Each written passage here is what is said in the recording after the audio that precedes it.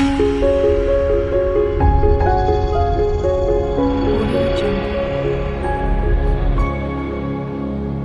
राधा मंत्रो राधा मंत्रदात्री राधा सर्वं राधा जीवनं यस्य राधा राधा राधा वाचकिं तस्य शेषम्।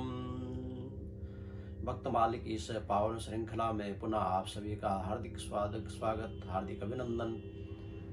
हम सभी श्रवण कर रहे हैं भक्तमाल में नवादास जी के द्वारा गाया 24 अवतारों की बहुत दिव्य कथाएं भगवान की, जो बड़ी संक्षिप्त रूप में गाई गई है। विगत प्रसंग में मैंने आपको बताया किस प्रकार से भगवान का 12 अवतार प्रकट हुआ, और अब भगवान कच्छप अवतार, कछुए की अवतार की बड़ी दिव्य कथा। देव दानवों में बड़ा भयंकर युद्ध हुआ। देवता बार बार हार जाते। भगवान ने सलाह दी। भगवान ने कहा, देवताओं, अगर जीतना चाहते हो हमेशा के लिए तो फिर समुद्र मंथन करो। लेकिन समुद्र मंथन से पूर्व तुम्हें एक संधि करनी होगी राक्षसों के साथ। तो इस बात को सुनकर के देवता इत्यादि सभी भगवान से थोड़ा नाराज हुए।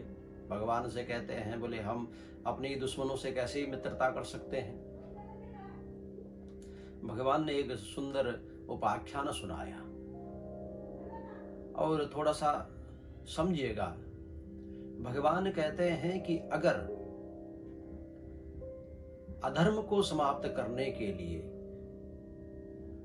पापियों का विनाश करने के लिए कभी कभी मुझे अगर कोई षड्यंत्र भी करना पड़े तो मैं उसको भी करूंगा। कई ऐसी दिव्य कथाएं हैं जहां पर भगवान ने किसी प्रकार की मर्यादा को न रखते हुए और मर्यादा के भिन्न जाकर के पापियों का संहार किया है। इसीलिए भगवान अर्जुन को भरे युद्ध में कहते हैं कि सर्वधर्मान परित्यज्य मामेकं शरणं व्रज अहम त्वा सर्व पापेभ्यो मोक्षयिष्यामि मा शुचः। भगवान ने देवताओं से कहा, देखो, अपने कार्य सिद्ध करने के लिए कभी कभी राजनीति का भी प्रयोग करना चाहिए। तो एक उदाहरण बताया कि इस प्रकार से अपने कार्य को सिद्ध करो इन राक्षसों के साथ, जिस प्रकार से सांप ने चूहे के साथ व्यवहार करके किया। एक छोटी सी कथा सुनाई कि एक संदूक के अंदर सांप और चूहा इकट्ठा ही फंस गया। लकड़ी का संदूक था, ऊपर से ढक्कन बंद हो गया, तो दोनों बाहर कैसे निकले। चूहे के पास ये कलाकारी है कि वो लकड़ी को काट सकता है, और सांप के पास ये कलाकारी है कि वो चूहे को खा सकता है। अब सांप फंसा हुआ है उस संदूक के अंदर, साथ में चूहा है। तो सांप को क्या करना चाहिए? क्या अपना पेट भरना चाहिए पहले? उसका नतीजा क्या होगा कि चूहे को खा करके और सांप उसी संदूक के अंदर मर जाए, क्योंकि उसके पास कोई ऐसा साधन नहीं है अपने द्वारा कि वो उस संदूक से बाहर निकले। इसलिए उसने एक युक्ति सोची कि क्यों ना इस चूहे के साथ मित्रता कर ले, कुछ समय तक ही सही। तो चूहे को जो भय था, जो डर था, वो सांप ने उसका दूर कर दिया, और बड़ी प्यार से बात करके कि देखो, हम तो जंगल में ही रहते हैं और लड़ने का क्या फायदा, हम एक दूसरे को मारें खाएं, और मैंने तो वचन ले रखा है कि मैं किसी सांप को नहीं खाऊंगा।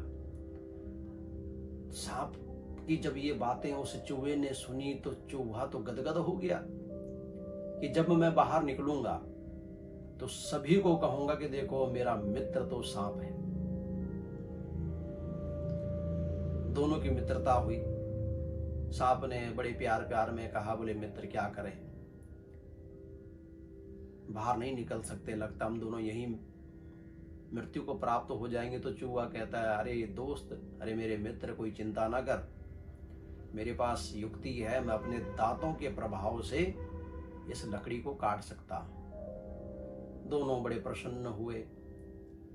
चूहे ने बड़ी मेहनत की उस लकड़ी के बक्से को काटने के लिए, और कई घंटों के प्रयास के बाद वो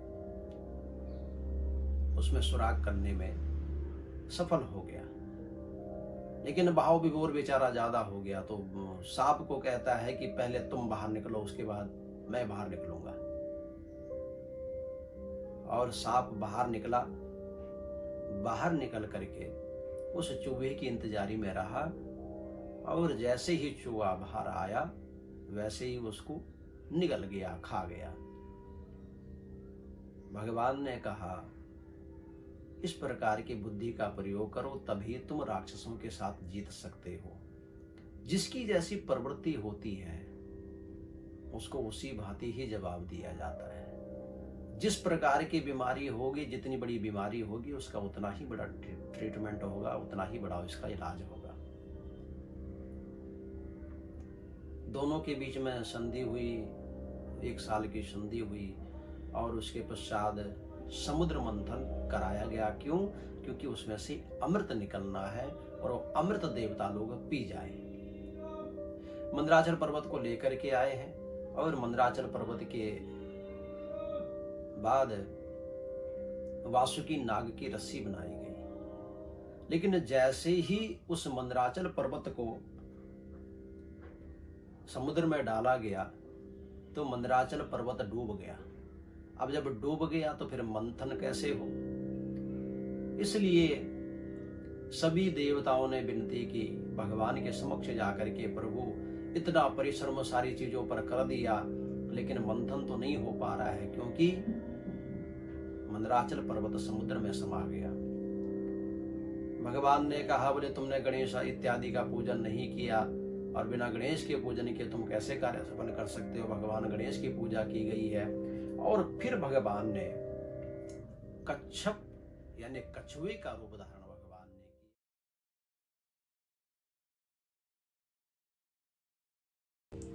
कि पृष्ठे भ्राम्यद मंद मंदर गिरिः ग्रावाग्र कंडूयना निन्द्राः लोकमठा कृतेर्भगवता श्वासानिलाः पान्तु वः यत् संस्कार कलहानुवर्तनवशाद् वेला निभेनाम्बसाम् यातायात मतन्द्रितं जलनिधेर्नाद्यापि विश्राम्यति।